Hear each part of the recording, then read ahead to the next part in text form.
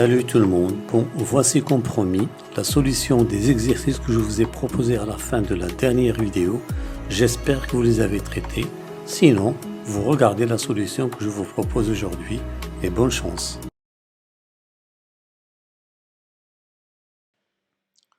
Bon, pour la solution de l'exercice de géométrie, premièrement petit a, justifie que E a pour coordonnées 3, 3, 3 et donner celle de D. Bon, qu'est-ce qu'on remarque? On remarque que les droites au G et au E, EB, sont parallèles. Et OG égale EB. C'est un cube. Donc, le quadrilatère OB EG est un parallélogramme. Donc, comme OE représente une des diagonales, donc OE c'est OB plus OG.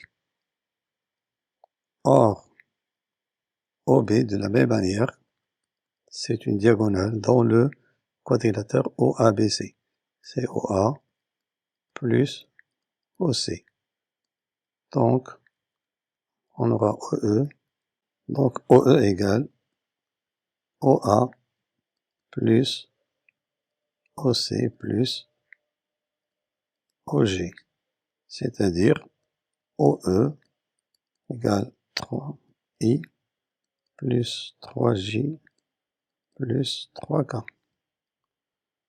Donc, E, les coordonnées sont 3, 3 et 3.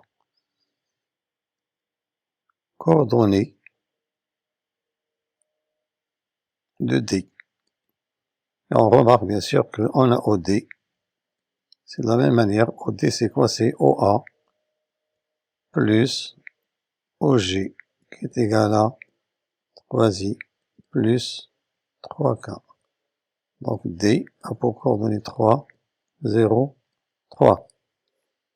Troisièmement, petit a, on nous donne P, c'est le plan qui passe par les points A, E, G, montrant que CD est perpendiculaire au plan P. On a C, c'est 0, 3, 0. Donc CD, c'est 3, moins 3, 3.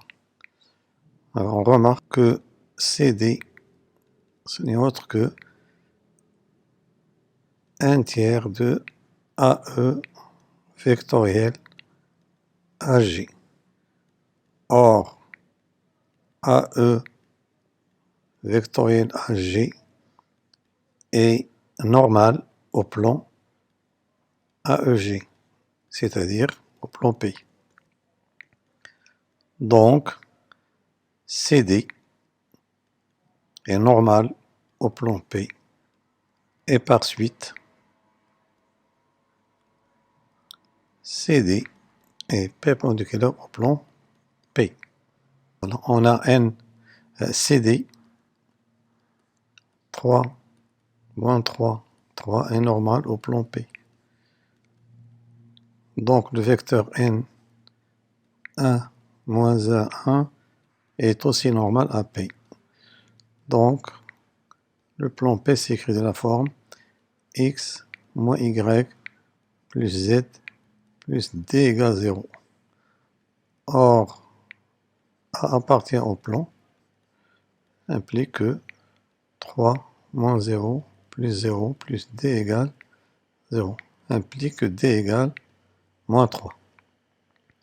Donc finalement, le plan P a pour équation X moins Y plus Z moins 3 égale 0.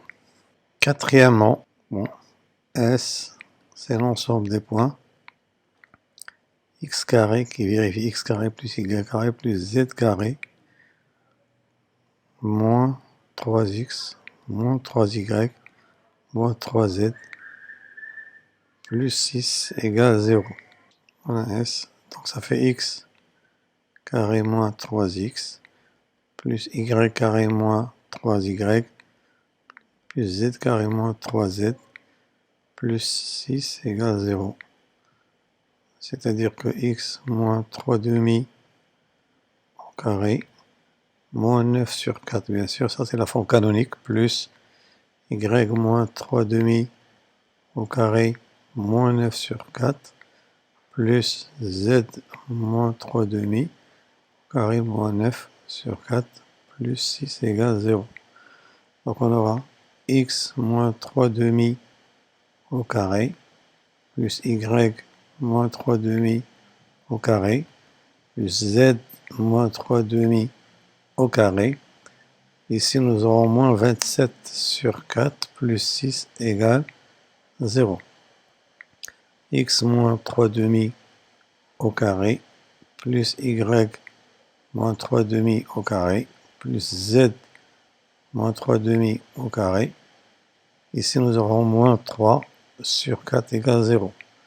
Donc la sphère, l'équation réduite finale est x moins 3 demi au carré plus y moins 3 demi au carré plus z moins 3 demi au carré égale racine de 3 sur 2 le tout au carré. Donc S est la sphère de centre oméga bien sûr 3 demi qu'on a déjà calculé 3 demi 3 demi et de rayon R égale racine de 3 sur 2. Petit b, montrons que S est P, montrons que P est tangent à la sphère. Premièrement, on va déterminer le point de tangente. On a distance du centre à P, c'est quoi?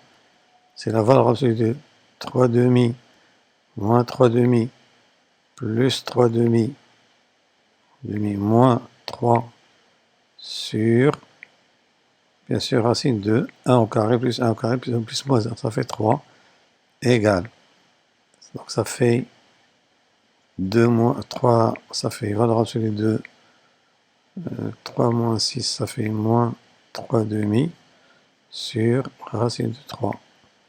Ça fait racine de 3 sur 2 qui est égal à R. Donc, P est bien tangent à la sphère. On soit H, le point où P est tangent à la sphère. On a H, c'est la projection orthogonale de oméga sur AEG. C'est le plan. Donc, oméga H est perpendiculaire au plan. Or, le vecteur n 1 moins A1 est normal à P. Donc, n est un vecteur directeur de la droite oméga h. Donc, oméga h a une représentation paramétrique de la forme x égale y égale z égale. Comme elle passe par oméga, ça fait 3 demi, 3 demi, 3 demi. Ici, bien sûr, plus t, moins t, plus t avec t appartient à R. Or, le point H, il est sur le plan. Implique, on va remplacer ici par, dans l'équation du plan, 3 demi plus t moins 3 demi moins t plus 3 demi plus t moins 3 égale 0. Implique quoi? Ça fait 3t. Ici, il nous reste, ça s'en va avec ça, plus 3 demi moins 3 égale 0, implique que t égale 3t, bien sûr, c'est 3 demi, ça fait moins 3 demi, ça fait 3 demi. Donc t égale implique que t égale 1 demi. Et le point H, pour coordonner, on va remplacer t par 1 demi ici. Ça fait 2. 3 demi moins 1 demi, ça fait 1. Et 3 demi plus 1 demi, ça fait 2. Voilà, donc c'est le point H où le P est tangent à la sphère. Donc c'est terminé pour la solution de l'exercice sur la géométrie. On passe à la solution du problème.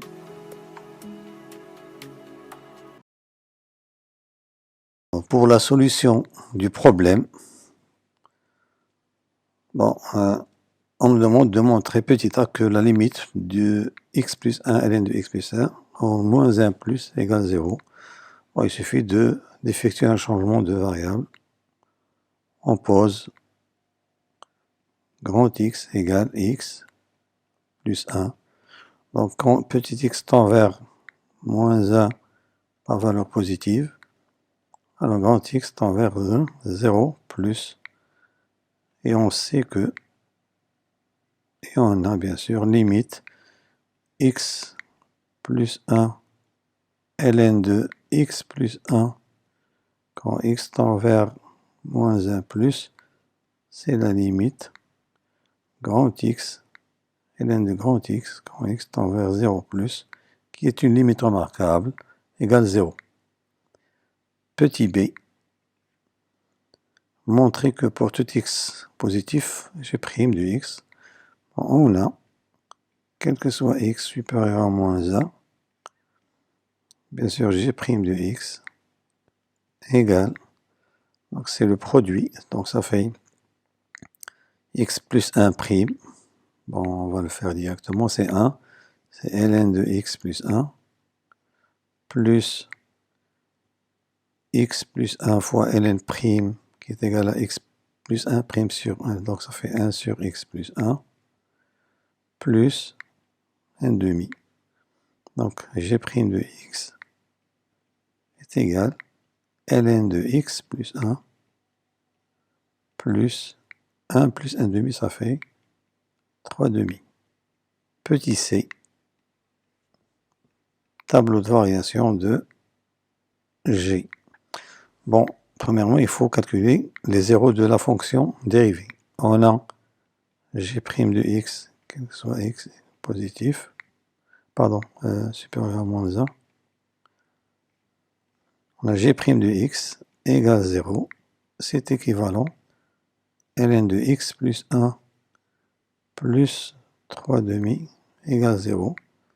C'est équivalent à ln de x plus 1 égale moins 3 demi.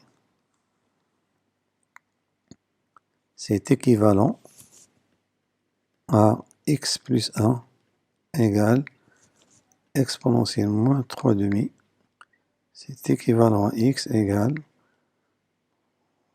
moins 1 plus exponentielle moins 3 demi. On va poser ça égal alpha.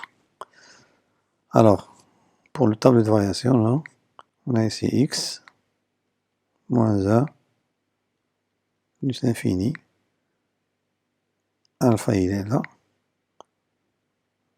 On a g' de x et là, g de x. Bon, il est clair que à gauche, ça va être moins, à droite, ça va être plus. Donc, la fonction est, la limiton à droite de moins 1, c'est 0. Pardon. Donc, ça fait, elle descend de 0 jusqu'à g de alpha. Et puis, elle monte à plus infini, c'est sûr, égal plus infini ici. Bon, petit c, g de 0, c'est quoi? Il est clair que g de 0 égale 0. Donc, on va prendre ici 0, ici 0. Donc, on a g de x, elle est négative sur moins 1, 0, inférieur ou égal à 0, si seulement si x appartient à l'intervalle moins 1, 0. Et bien sûr, g de x, positif ou nul, si et seulement si x appartient à l'intervalle 0 plus l'infini par square. Deuxièmement, on nous donne une fonction f définie par f de x égale x carré ln de x plus 1 pour x supérieur à moins 1. Petit a.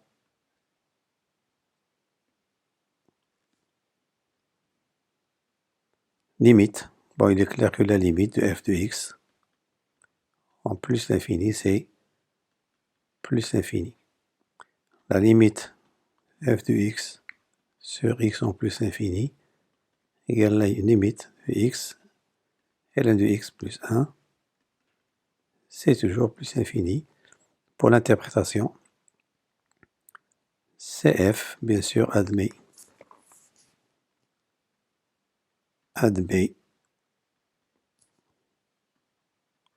une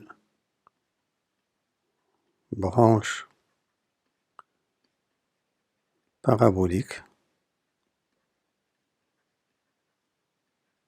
de direction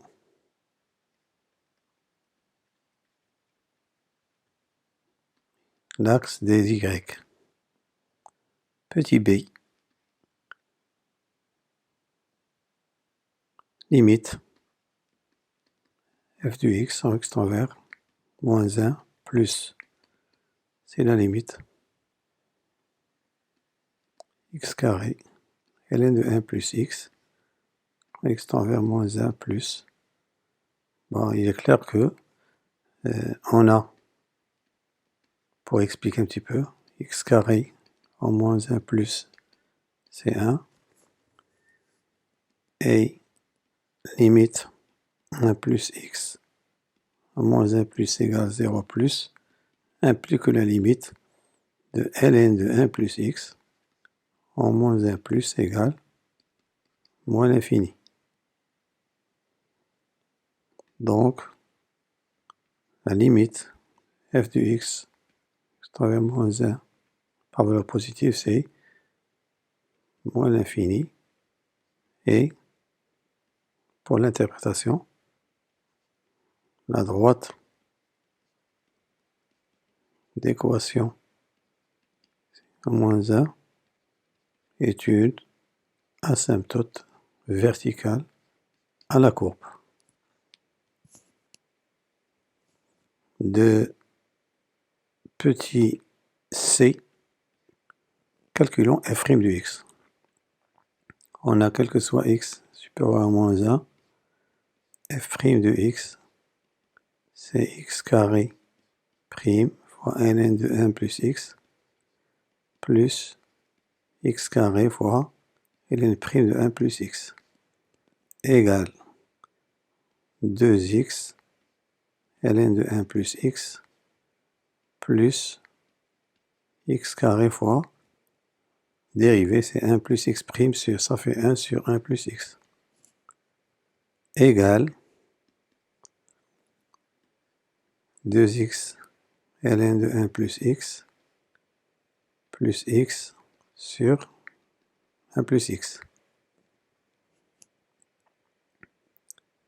égale, on réduit au même dénominateur, ça fait 2x 1 plus x ln de 1 plus x sur, pardon,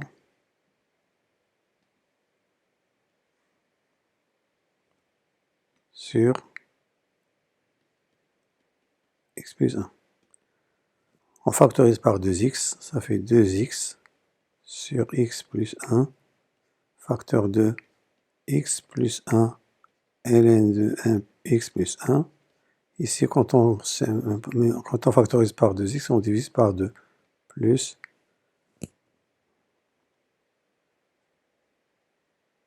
pardon, ici c'est x carré. X carré, ça fait x sur 2, qui est égal 2x sur x plus 1 fois g de x. Tableau de variation, bien sûr, petit d. Tableau de variation de f. Pour le tableau de variation de la fonction f, on a bien sûr sur moins 1. Donc il faut chercher le signe, déterminer le signe de f' sur moins 1, 0 et sur 0. Bon, on sait que, pardon,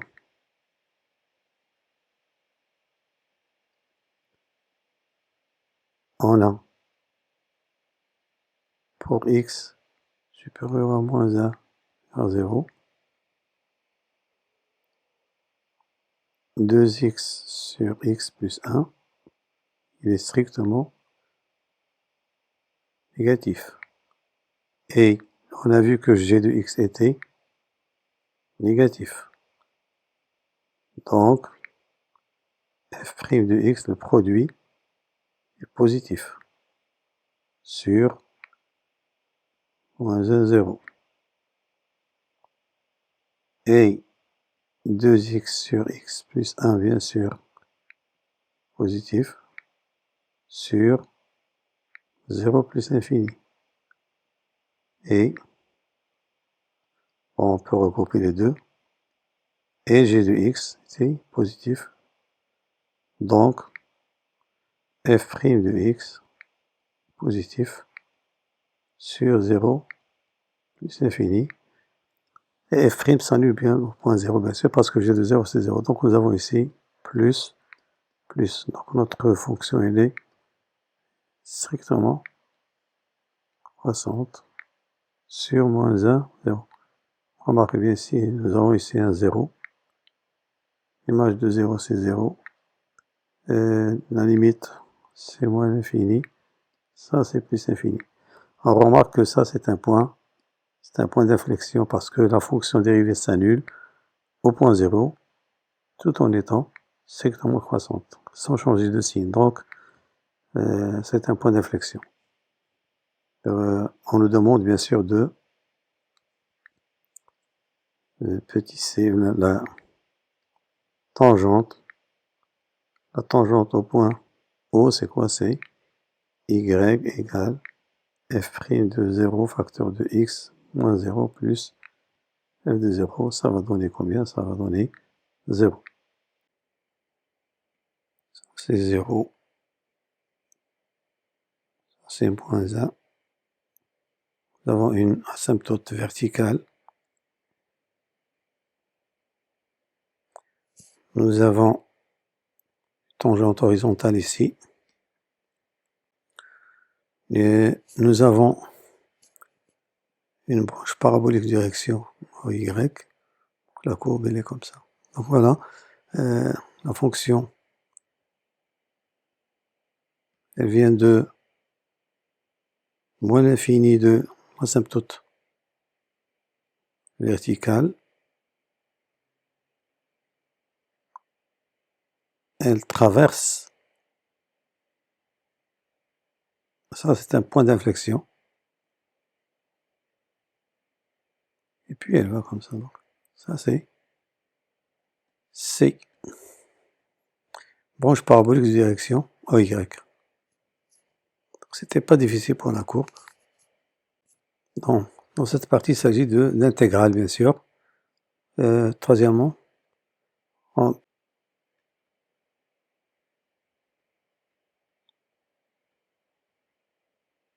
on pose in égale intégrale de 0 à 1 x puissance n ln de x plus 1 dx. Troisièmement, petit a. On a pour x différent de moins 1, x carré sur x plus 1, c'est égal à x carré moins 1 plus 1 sur x plus 1. C'est égal à x moins 1 facteur de x plus 1 plus 1, le tout sur x plus 1. On trouve finalement, on simplifie ici, a plus b sur c, c'est a sur c plus b sur c, ça fait x moins 1 plus 1 sur x plus 1. petit b, en déduire à l'aide de I1.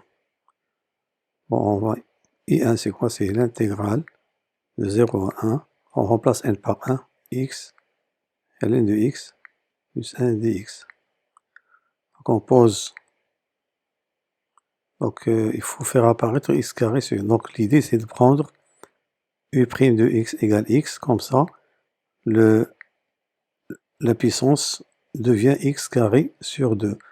Et on va prendre v de x égale ln de 1 plus x. Pourquoi? Parce que quand on dérive, on va se débarrasser de ln. Et on aura le résultat du petit a. Donc ici, I1 égale U fois V, c'est x carré sur 2 ln de x plus 1, pris entre 0 et 1, moins intégrale de 0 à 1. On a commencé par U', on termine par U. Ça fait 1 demi ici, x carré sur x plus 1 dx. Donc I1 égale quoi? Donc ça fait, on va remplacer par 1, donc ça fait 1 demi ln de 2, 1 demi ln de 2, moins 1 demi, donc il faut 0, 1. On a montré que c'était quoi? C'était x moins 1 plus 1 sur x plus 1 dx. 1 demi ln de 2 moins 1 demi, crochet ici, ça c'est x carré sur 2 moins x plus ln de valeur absolue de x plus 1. Puis entre 0 et 1 égale 1 demi ln de 2 moins 1 demi, toujours le crochet ici, ça fait 1 demi moins 1, ça fait moins 1 demi. Et ici plus ln de 2 moins 0, bien sûr, ça c'est 0. Donc c'est quoi? C'est 1 demi ln de 2 plus 1 quart moins 1 demi, donc ça va donner 1 sur 4. Ça c'est I1. Quatrièmement, vérifier que la fonction en grand F, c'est x plus 1 ln de x plus 1 moins x pour x, bien sûr, supérieur à moins 1. Bon, on a f' de x. Bon, il suffit de dériver un petit peu ici. Donc ça fait x plus 1 prime, ça fait 1 ln de x plus 1 plus x plus 1 fois 1 sur x plus 1, c'est x plus 1 moins 1. Donc ça fait ln de x plus 1. Ça c'est f' de x. Donc grand F est une primitive de la fonction qui a x associée ln de x plus 1. Petit b, montrons que n plus 2 et n plus 1 égale moins 1 plus 2 ln de 2 plus n plus 1 sur n plus 2 moins n plus 1 et n. Alors il faut intégrer par partie sur ici. Alors comment on va procéder? On commence par quoi? On commence par n plus 1. Donc on va partir de n plus 1 pour arriver à in. Alors, on a un peu de in plus 1. C'est l'intégrale de 0 à 1, x puissance n plus 1, ln de x plus 1 dx. On pose u de x égale x puissance n plus 1. Donc u' de x, pourquoi? Parce que on veut faire apparaître ça, on connaît une primitive de ça, c'est pourquoi il faut l'utiliser. Ici, on va bien sûr réduire le degré pour avoir in. Donc, ça fait n plus 1 x puissance n. Et v' de x, c'est ln de x plus 1, et v de x, facteur de ln de x plus 1 moins x. Si on dérive ça, on trouve ça. Donc in plus 1, c'est quoi? Égale, crochet, u fois v. Donc ça fait x puissance n plus 1 fois x plus 1 ln de x plus 1 moins x. Tout ceci entre 0 et 1. Moins intégrale. On a commencé par u, u', on termine par...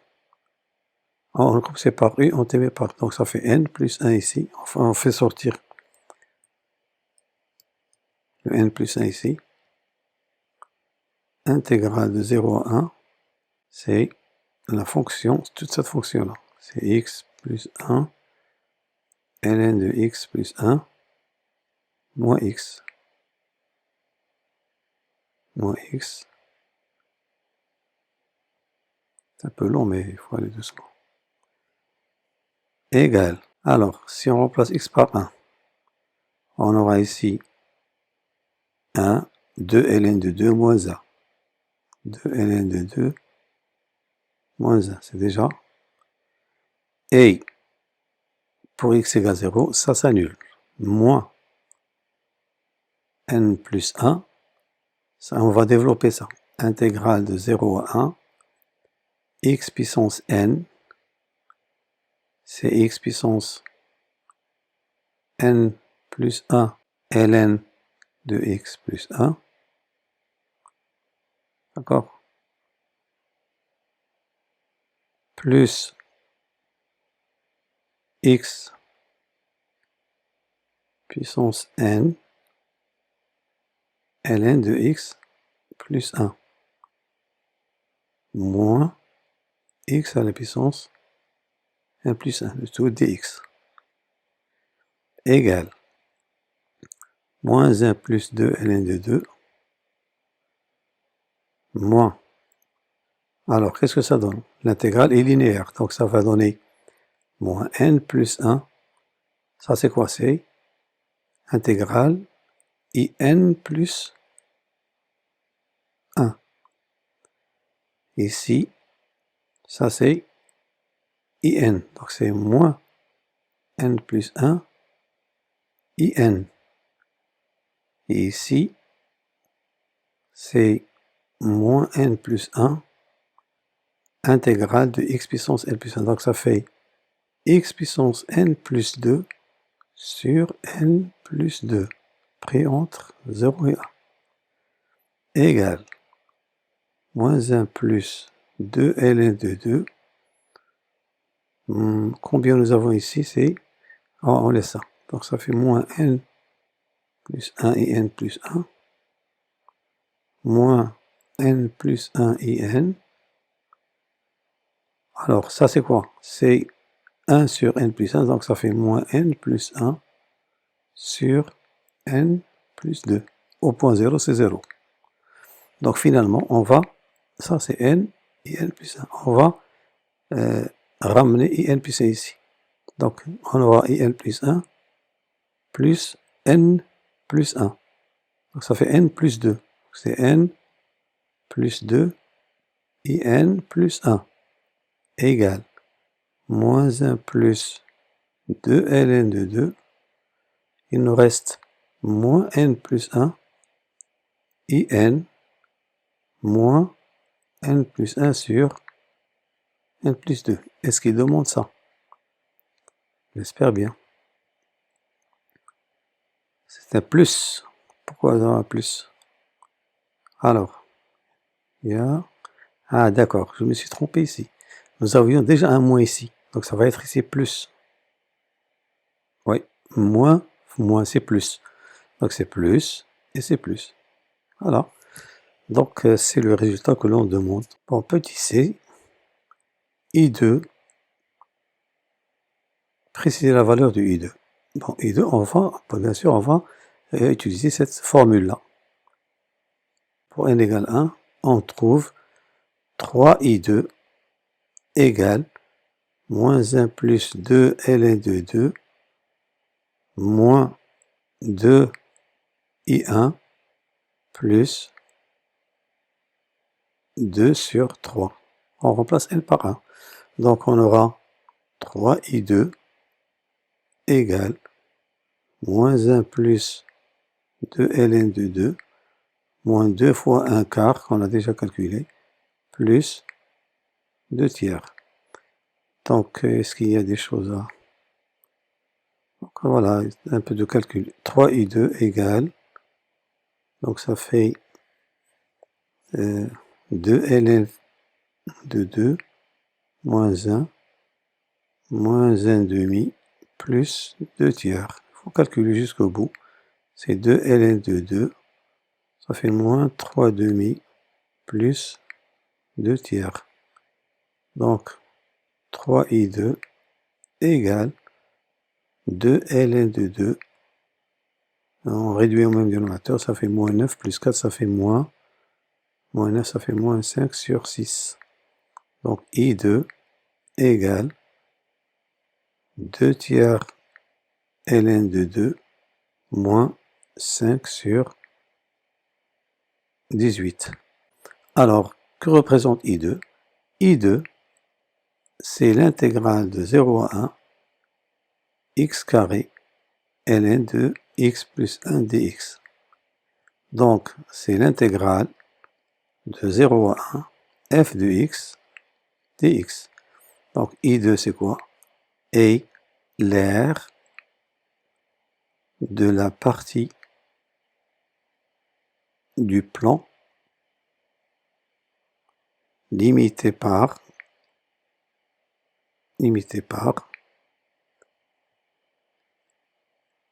C, les droites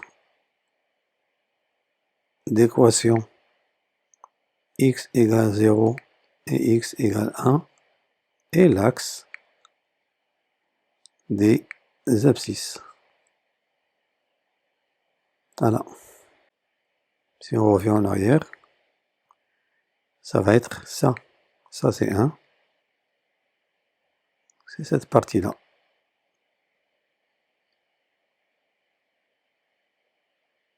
I2, c'est cette partie-là. Ça, c'est I2. Voilà, donc c'est terminé pour cette séance. Mais avant de vous quitter, je vous laisse des exercices à traiter chez vous en attendant la solution qui vous sera proposée lors de la prochaine vidéo. Et bonne chance.